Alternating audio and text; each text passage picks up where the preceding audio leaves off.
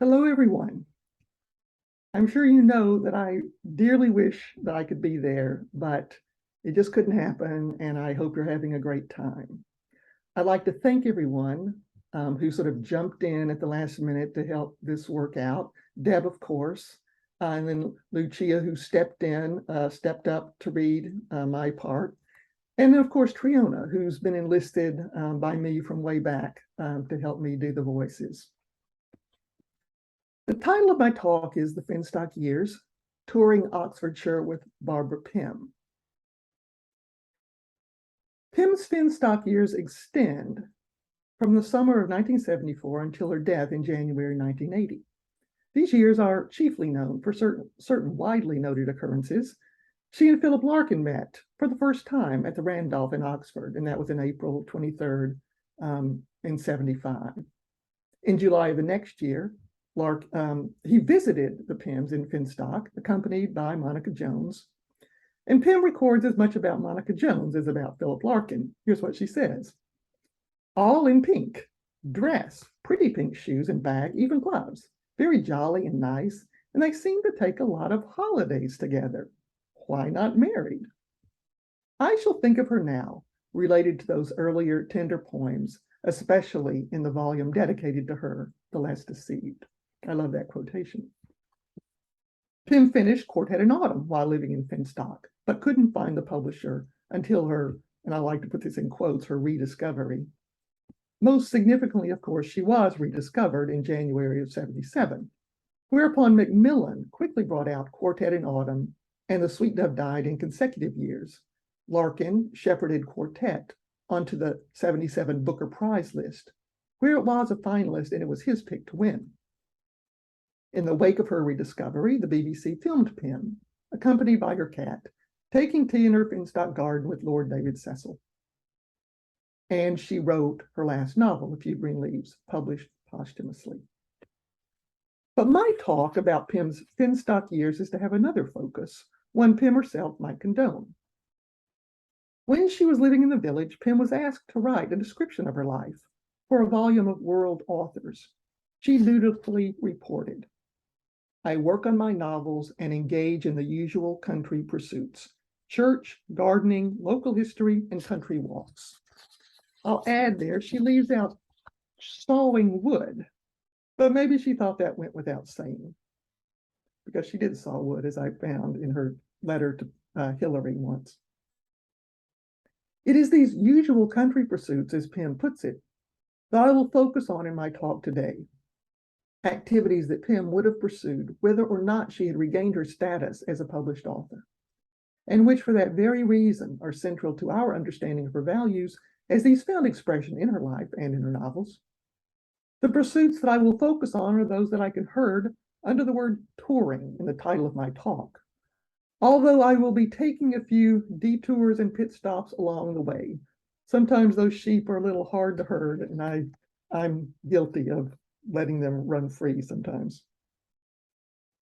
Pym's interest in these pursuits, country walks and visits to churches and grand houses, is closely connected to what I see as the overriding concern in her life and novels, that is, her interest in change, or more precisely, the proper view to take of change. In my book, The Making of Barbara Pym, I coined the phrase continuity in change to describe Pym's view. My argument is that Pym sought ways by which past, present, and future could be seen as unfolding in a continuous manner, with elements from the past persisting, sometimes in unexpected ways, into the future. We may tend to see a strong nostalgic streak in Pym, her enjoyment in looking back at her memories, for instance, and rightly so. But she looked forward as well, as evidenced by her novel's trademark conclusion. Robert Little wrote, very often a book by Pym ends without ending. Instead, they typically look forward in anticipation of what the future may hold. Characters who are told they must not change. Mildred is told this by William Caldecott, Wilmette by Pierce, Ianthe by Sophia. These women resist such strictures, and Pym creates ways for them to see their lives as opening up, as becoming more expansive, broader, rather than remaining stagnant, as people urge them to do, or unchanging, or even narrowing. Analogously, on the cultural level, in Pym's view, post-war England should not pine to return to pre-war days, but could embrace the little glories of austerity, as Mildred does in Excellent Women.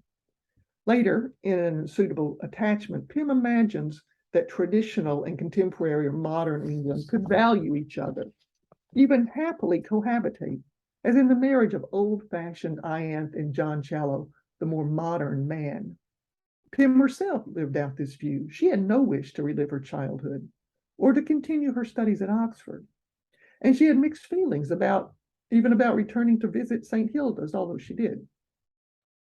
On the other hand, when she joined the Wrens, which was a radical change of her circumstances, she fought to resist some kinds of change. She fought to maintain essential elements of her Gothic self, as she calls it. That is her love of churches and churchyards. And she saw to it that these elements persisted in her life. So during this time of change, while she clung to her Gothic self, she realized she could at the same time become, I'm going to quote this, Wren Pym, as she labels herself in that section of her diary. She found she was competent, or could become competent, at institutional skills that had been unfamiliar to her. And so her view of herself broadened, taking on new elements rather than changing radically, or rather than stagnating. As with the view of her fictional characters, Mildred, Wilmette, and Ianthe, for example, came to hold of themselves. I'm now working on a follow-up volume to my first, which looks at ways by which Pym put this ideal of continuity in change to extreme tests and with extreme consequences for those characters who violated this principle. Tom Mallow's radical break from his village roots is one such test. The result is a fragmented, very discontinuous life, which concludes in his rather random death, the only such one in Pym's novels. In a rather opposite version of discontinuity, Leonora Eyre resists change, even looking backwards, living in her own version of the Victorian age. She sees herself reflected in James's age-defying rosewood mirror. And she finally rejects James's attempt to rejoin her life, judging him as having irrevocably destroyed their once perfect relationship, or in her view at any rate. This ideal of continuity and change was tested in Pym's own life in various ways, but very fundamentally by Cape's rejection of an unsuitable attachment. During the wilderness years, an essential part of her identity, that of publishing author, no longer existed, threatening a radical discontinuity in her life. And yet, we know that she did continue to write, even producing during those years what some, and Robert Little for one, would call her best work, Quartet in Autumn. Pym's move to Finstock created another break in the continuity of Pym's life. And my talk will examine how, in this instance too, she maintained even so essential elements. Before going ahead, let me back up to track the sequence of events that led to Pym's retirement in Finstock, which, as I have just said, is in itself an example of radical change in her life in London.